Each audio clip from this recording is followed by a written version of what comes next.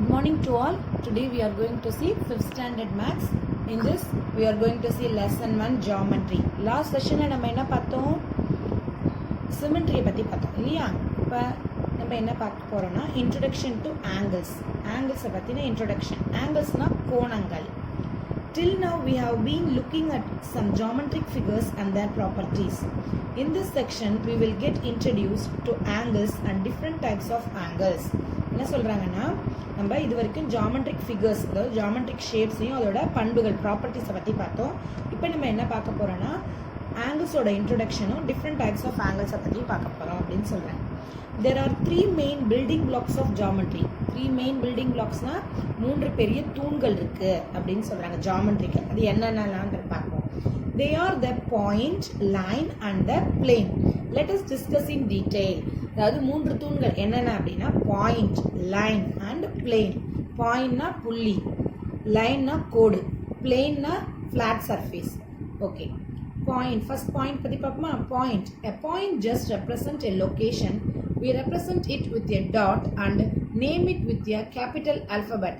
It has no size. அதாவது point அப்படின்னா Tamil meaning வந்து புள்ளின்னு அர்த்தம். அது எதுக்கு நம்ம யூஸ் பண்ணுறோம்? ஒரு லொக்கேஷனை, ஒரு இடத்த குறிக்கிறதுக்காக அது யூஸ் பண்ணுறோம்.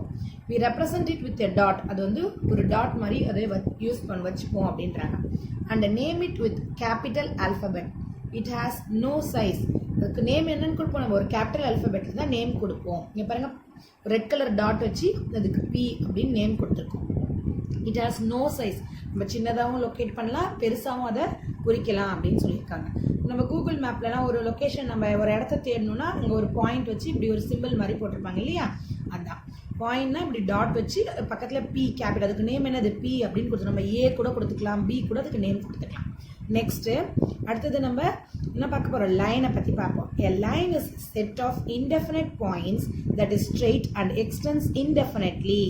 அதாவது லைன் அப்படின்றது என்னன்னா ஒரு பாயிண்ட்லேருந்து ஸ்ட்ரெயிட்டாக போயிட்டு இருக்கும். அது எந்த சைட் வேணாலும் எக்ஸ்டெண்ட் ஆகும். இந்த பக்கமும் போகலாம், இந்த பக்கமும் போகலாம். இன்டெஃபினிட்னா முடிவே கிடையாது, அதுக்கு போயிட்டே இருக்கலாம். ஆரோ மார்க் போட்டிருக்காங்க பாருங்க. ஆரோ மார்க்கோட மீனிங் என்னன்னா இந்த பக்கம் போய் எக்ஸ்டெண்ட் ஆகிட்டே இருக்கலாம், இந்த பக்கமும் அது எக்ஸ்டெண்ட் ஆகிட்டே இருக்கலாம் அப்படின்றது அதோட meaning. Okay, a line has just one dimension. டைமென்ஷன்னா நம்ம என்ன பார்த்துருக்கோம்? 3D ஷேப்பில் லென்த்து, பிரெத்து இதெல்லாம் தான் டைமென்ஷன்னு பார்த்துருக்கோம். இப்போ லைனுக்கு ஒன்லி ஒன் டைமென்ஷன் மட்டும்தான் இருக்கும், அதாவது லென்த் மட்டும்தான் அதுக்கு இருக்கும். we represent a line with arrow. அதாவது இந்த லைன் நம்ம என்னவா ரெப்ரசென்ட் பண்ணியிருக்கோம்? ஆரோ மார்க்கோட ரெப்ரசென்ட் பண்ணியிருக்கோம் அப்படின்னு சொல்கிறாங்க. at both ends to show it. ரெண்டு எண்ட்ஸ் அதை ஷோ பண்ணி காட்டியிருக்காங்க பாருங்க. இங்கே ஒரு ஆரோ மார்க், இங்கே ஒரு arrow mark. it can extend indefinitely in both direction. ரெண்டு டைரக்ஷன்லையும் அது போகலாம் அப்படின்னு காட்டியிருக்காங்க. ஓகேவா? இப்போ இந்த பிக்சரை பாருங்க. இங்கே ஒரு லைன் ட்ரா பண்ணி ரெண்டு ஆரோ மார்க் போட்டிருக்காங்க பாருங்க. ஏபி அப்படின்னு நேம் கொடுத்துருக்காங்க. Capital letter A, capital letter B. நம்ம வேற நேம் கூட கொடுத்துக்கலாம், PQ கூட கொடுத்துக்கலாம். we name a line with one alphabet in lower case or two capital alphabets. ஒரு ஆல்பபெட் ஈச்க்கு பேர் கொடுத்துக்கலாம் அப்படின்னு சொல்றாங்க. ஒன்னொன்னுத்துக்கும் பேர் கொடுத்துக்கலாம். லைன் ஏபி ஆர் லைன் எல்னு கூட இதுக்கு நம்ம பேர் கொடுத்துக்கலாம் அப்படின்னு சொல்றாங்க. நெக்ஸ்ட் நம்ம என்ன பார்க்க போறோம்னா லைன் செக்மெண்ட்டை பத்தி பார்க்க போறோம். கோட்டு துண்டு. A line segment has two end points. இப்போ லைனுக்கு வந்து எண்ட் பாயிண்டே கிடையாது, ஆனால் லைன் செக்மெண்ட்டுக்கு ரெண்டு எண்ட் பாயிண்ட்ஸ் இருக்கு அப்படின்னு சொல்றாங்க. we name the line segment with two capital alphabet. இந்த பிக்சரை பாருங்க, ரெண்டு கேபிட்டல் அல்பபெட்டால அதுக்கு நேம் கொடுத்துருக்காங்க. ரெண்டு எண்ட் பாயிண்ட்ஸ் இருக்கா, புள்ளி வச்சிருக்காங்களா, பாயிண்ட் வச்சிருக்காங்களா, அதுக்கு நேம் என்ன கொடுத்துருக்காங்க? ஏபி அப்படின்னு நேம் கொடுத்துருக்காங்க. ஓகே, PQ அப்படி கூட நம்ம நேம் கொடுத்துக்கலாம். வேற எது வேணா நம்ம அல்பபெட்டை யூஸ் பண்ணிக்கலாம் அப்படின்னு சொல்றாங்க. அடுத்தது பிளேன். பிளேன்னா சமமான ஒரு இடம். A plane has two dimensions. Plane has two dimensions. Length, width. டைமென்ஷன்னாலே லென்த், பிரெத் தான். விட்த்னா பிரெத்னால ஒன்றுன்னு சொல்லியிருக்கேன். பிளேனுக்கு லென்த்தும் பிரெத்தும் இருக்கும். You can draw a plane but cannot hold it. இப்போ நம்ம 2D ஷேப்ஸில் பார்த்தோம் இல்லையா? ஸ்கொயரை நம்ம வரைய முடியும், ஆனால் அது கையில் எடுத்து நம்மளால பார்க்க முடியாது. Plane has a flat surface. அது ஃபிளாட்டான சர்ஃபேஸில் தான் அது அமைஞ்சிருக்கும் அப்படின்னு சொல்கிறாங்க. நெக்ஸ்ட் லாஸ்ட்டாக பார்க்க போகிறது தான் இம்பார்ட்டண்டானது, ரே, கதிர் அப்படின்னு சொல்லுவாங்க. A ray starts out at a point and continues endlessly one side. ரே எப்படி இருக்கும்? ஒரு பாயிண்ட்லேருந்து ஸ்டார்ட் ஆகி கண்டினியூஸ் ஆகி போயிட்டே இருக்கும். இங்கே பாருங்க, இங்கே ஒரு டாட் மாதிரி அதாவது ஒரு பாயிண்ட் வச்சு ஏன்னு பேர் கொடுத்துருக்காங்க. அடுத்தது ஒரு ஏரோ மார்க் வச்சு பின்னு கொடுத்துருக்காங்க இல்லையா, அது இங்கேருந்து ஸ்டார்ட் ஆகி கண்டினியூஸாக எக்ஸ்டெண்ட் ஆகி போயிட்டே இருக்கும். இந்த ரே தான் ரொம்ப ரொம்ப இம்பார்ட்டண்டானது ஆங்கிள்ஸ் ஃபார்ம் பண்ணுறதுக்கு. 2 ரே சேர்ந்தால் தான் ஆங்கிள்ஸ் ஃபார்ம் ஆகும். ஓகே, இப்போ நம்ம என்னெல்லாம் பார்த்தோன்றது திருப்பி ரீகால் பண்ணிப்போமா. ஃபஸ்ட்டு நம்ம பாயிண்ட் பார்த்தோம், அடுத்தது லைன் பார்த்தோம். பாயிண்ட்னா புள்ளி, அடுத்தது லைனை பற்றி பார்த்தோம். லைனுக்கு என் பாயிண்ட்டே கிடையாது, அது எக்ஸ்டெண்ட் ஆகிட்டே போயிட்டே இருக்கும். ஆனால் லைன் செக்மெண்ட்டுக்கு 2 என் பாயிண்ட்ஸ் இருக்குது. நெக்ஸ்ட்டு பிளெயின்னா ஒரு சமமான சர்ஃபேஸ் அப்படின்னு பார்த்தோம். நெக்ஸ்ட்டு ரேனா என்னன்னா கதிர், அதாவது ஒரே ஒரு ஸ்டார்டிங் பாயிண்ட் இருக்கும், கண்டினியூஸாக எண்ட்லெஸ் இல்லாமல் போயிட்டே இருக்கும். ஓகேவா. இப்போ நெக்ஸ்ட் நம்ம ஆங்கிள்ஸை பற்றி பார்ப்போம். ஆங்கிள்ஸ்னால் என்னன்னு சொன்ன மிஸ்ஸு, கோணங்கள் அப்படின்னு சொன்னா. ஆங்கிள்ஸ்னால் என்னது, கோணங்கள் அப்படின்னு சொன்னேன். Angles are formed by 2 rays having a common end point. ஆங்கிள்ஸ்னால் என்னது அப்படின்னா 2 ரே தான் அது ஃபார்ம் ஆகும். அதுக்கு having a common end point, இந்த 2 ரேவும் சேர்ற இடத்துல ஒரு காமனான ஒரு என் பாயிண்ட் வரும் அந்த ஆங்கிளுக்கு அப்படின்னு சொல்கிறாங்க. The 2 rays are called the arms or sides of the angle. இந்த 2 பக்கங்களும், ஆர்ம்ஸ்னா பக்கங்கள், sides of the angle அப்படின்றாங்க. இது ஒரு ரே, இந்த ரெட் கலரில் இருக்கிற ஒரு லைன் ஒரு ரே, ப்ளூ கலரில் இருக்கிறது ஒரு ரே. இந்த 2 ரேவும் சேர்ந்து ஒரு காமன் என் பாயிண்டில் மீட் பண்ணுது, அதுக்கு பேர் வெர்டெக்ஸ். ஓகேவா. நெக்ஸ்ட் பாயிண்ட் தான், the common end point is called the vertex of the angle. இது ஆர்ம்ஸ்னா வேற ஒன்றும் இல்லை, sides of the angle, sides பக்கங்கள். ஓகேவா. An angle is named with 3 capital alphabets. Angle number 3 capital alphabetsல எழுதலாம் அப்படின்னு சொல்றாங்க. Starting at a point in one ray, the vertex and the point on the second ray. அதாவது கீழே பாருங்க, naming of an angle அப்படின்னு கொடுத்துருக்காங்க. இதுதான், இது ஒரு ரே, இது ஒரு ரே, இதுக்கு நேம் கொடுத்துருக்காங்க பாருங்க, ஏ. இந்த ரேக்கு பேரு ஏ, இந்த ரேக்கு பேரு சி. இதுதான் வெர்டெக்ஸ், அதுதான் பி, அதுதான் அங்கே கொடுத்துருக்காங்க. ஓகேவா. We can also call an angle with 1 capital alphabet that is placed in the interior of the angle. லாஸ்ட்டாக இங்கே ஒன்று கொடுத்துருக்காங்க பாருங்க, another way of naming angle. ஒரே ஒரு கேபிட்டல் லெட்டரால் கூட நம்ம அதை குறிக்கலாம் அப்படின்னு சொல்லியிருக்காங்க. ஓகே, இப்போ இந்த பிக்சரை நல்லா க்ளோஸாக பாருங்கள். அண்ட் ஆங்கிள், இந்த பிக்சர் ரொம்ப ரொம்ப இம்பார்ட்டண்டானது, லிசன் பண்ணுங்க. இது ஒரு ரே, இது ஒரு ரே, இந்த 2 ரேவும் மீட் ஆகிற பாயிண்ட்டுக்கு பேர் வெர்டெக்ஸ். இந்த உள்ளார இருக்கிறது தான் ஆங்கிள். அதாவது 2 ரே மீட் ஆகிற இடத்துல தான் ஆங்கிள் ஃபார்ம் ஆகும்.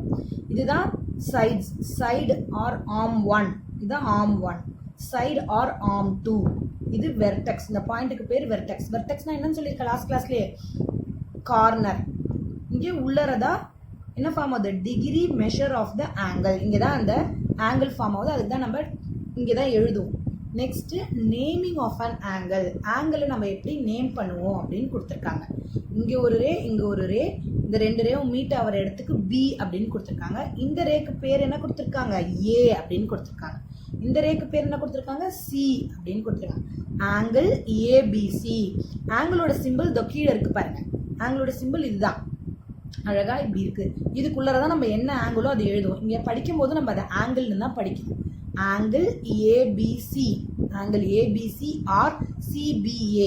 இப்போ நம்ம இதுதான் ஏபிசி தான் கொடுக்கணும்னு கிடையாது, நம்ம பிக்யூஆர் எது வேணால் நம்ம கொடுத்துக்கலாம், சிடிஇ எது வேணால் கொடுத்துக்கலாம். ஓகே, நெக்ஸ்ட்டு இப்போ நம்ம இந்த சைடு எக்ஸசைஸ்க்கு போகலாம். Just for practice, the following picture shows stick figure exercising. Mark whenever you find an angle, one is done for you அப்படின்னு கொடுத்துட்டாங்க. இங்கே ஸ்டிக் ஃபிகர்ஸ் இருக்குது, இந்த ஸ்டிக் ஃபிகர்ஸு எக்ஸசைஸ் செய்கிற மாதிரி கொடுத்துருக்காங்க. இதில் எப்படி ஆங்கிள் ஃபார்ம் ஆகுது அப்படின்னு நம்ம பார்க்க போகிறோம். ஓகேவா. நான் மிஸ் என்ன சொன்னேன், 2 ரேஸ் மீட் பண்ணுற இடத்துல தான் ஆங்கிள் ஃபார்ம் ஆகும்னு சொல்லியிருக்கேன். இங்கே பாருங்கள், இங்கே ஒரு ரே, இங்கே ஒரு ரே இருக்குது, இங்கே ஒரு ரே இருக்குது. இந்த ரே மீட் பண்ணுற இடத்துல தான் அங்கே ஒரு ஆங்கிள் ஃபார்ம் ஆகிருக்கா, அதுதான் என்னது, ஆங்கிள்.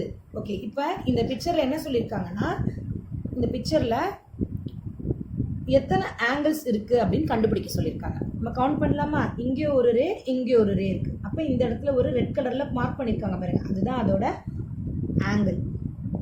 1 2 3 4, இந்த சைடில் இருக்கிறது 4, இது 5 6 7, இதில் 7 ஆங்கிள்ஸ் இருக்குது. ஓகேவா. நெக்ஸ்ட்டு அடுத்த பிக்சருக்கு போவோம். அடுத்த பிக்சருக்கு போவோமா. இங்கே பாருங்கள், இங்கே ஒரு ரே, இங்க ஒரு ரே. இந்த ரெண்டும் ஜாயின் ஆகிற இடத்துல ஒரு ஆங்கிள் ஃபார்ம் ஆயிருக்கா? ஓகே, 1 2 3 4 5 6 7 7 ஆங்கிள்ஸ் இருக்கு. ஓகே, 7 ஆங்கிள்ஸ் இருக்கு. நெக்ஸ்ட் அடுத்தது அடுத்த பிக்சர் போலாமா? அடுத்த பிக்சருக்கு பாருங்க, லிசன் பண்ணுங்க. இங்கே ஒரு ரே இருக்கு, இங்கே ஒரு ரே இருக்கு. இது மீட் ஆகிற இடத்துல ஒரு ஆங்கிள். அதே மாதிரி இந்த ரெண்டு ரேக்கு நடுவில் மீட் ஆகிற இடத்துல ஒரு ஆங்கிள் ஃபார்ம் ஆயிருக்கு இல்லையா? இப்போ கவுண்ட் பண்ணலாமா? 1 2 3 4 5 6 7 7. இதுக்கும் 7 ஆங்கிள்ஸ் இருக்கு. how much angles? 7 angles. அடுத்தது நெக்ஸ்ட் பிக்சர். இங்க பாருங்க, இங்க ஒரு ரே, இங்க ஒரு ரே. அது மீட் ஆகிற இடத்துல ஒரு ஆங்கிள் ஃபார்ம் ஆயிருக்கு. அதே மாதிரி இங்கேயும் இங்கே ஒரு ரே, இங்கே ஒரு ரே. மீட் ஆகிற இடத்துல ஒரு ஆங்கிள் ஃபார்ம் ஆயிருக்கு இல்லையா? இப்போ 1 2 3 4 5 6 7 8 9. இப்போ இதுக்கு 9 ஆங்கிள்ஸ் மீட் ஆகும். 9 ஆங்கிள்ஸ் ஃபார்ம் ஆகுது. ஓகேவா? ஓகே ஸ்டூடெண்ட்ஸ், இப்போ கீழே இங்கே ஒரு சென்டென்ஸ் கொடுத்துருக்காங்க. 2 சென்டென்ஸ் கொடுத்துருக்காங்க. அதை பார்க்கலாமா? The angles are measured in degrees. Angles are measured in degrees. இப்போ நம்ம லென்த்துக்கு மெஷரிங் யூனிட் என்ன சொல்லியிருக்கோம்? மீட்டர். 4th ஸ்டாண்டர்ட்ல இதை பார்த்துருக்கோம். வெயிட்டுக்கு என்ன மெஷரிங் யூனிட்? KG, kilogram. அதே மாதிரி ஆங்கிள்ஸ்க்கு எது மெஷரிங் யூனிட் அப்படின்றது பார்ப்போம். ஆங்கிளுக்கு மெஷரிங் யூனிட் டிகிரிஸ் அப்படின்னு சொல்லுவாங்க. It is denoted with small O. Small O அதாவது சின்னதாக ஒரு 0 மாதிரி போடுறது அது degrees. At the top of like this, அதாவது இங்கே ஒன்று கொடுத்துருக்காங்க பாருங்க, 50 டிகிரி. இதுதான் அதோட 50 டிகிரி. டிகிரிஸ் தான் அதோட என்னது measuring unit of an angle. The gap formed between the 2 rays is a measure of the angle. இப்போ 2 ரேக்கு நடுவில் ஒரு கேப் இருக்கு இல்லையா? இங்கே தான் நம்ம அதை மெஷர் பண்ணணும். இப்போ நம்ம அதை நெக்ஸ்ட் செஷனில் பார்ப்போம். நெக்ஸ்ட் கிளாஸில் அதை நம்ம பார்ப்போம். ஓகே, இப்போ நம்ம ஹோம்ஒர்க் பார்த்துட்டு போவோம். இந்த ஸ்டிக் ஃபிகர்ஸ் இருக்கு இல்லையா? இதே மாதிரியே 2 ஸ்டிக் ஃபிகர்ஸ் வரைஞ்சி நீங்கள் இதே மாதிரி 2 ஸ்டிக் ஃபிகர்ஸ் வரைஞ்சி நீங்கள் என்ன பண்ணுறீங்க? அந்த ஆங்கிள்ஸை மார்க் பண்ணி பென்சிலில் வரைஞ்சி ஆங்கிள்ஸை மார்க் பண்ணி எத்தனை இருக்குன்னு எழுதி. Okay students, right the homework neatly. கொஞ்சம் பேர் தான் ஹோம்ஒர்க் அனுப்புறீங்க, நிறைய பேர் எழுதவே மாட்டேன்றீங்க. Okay, right your name, standard and section. Thank you student.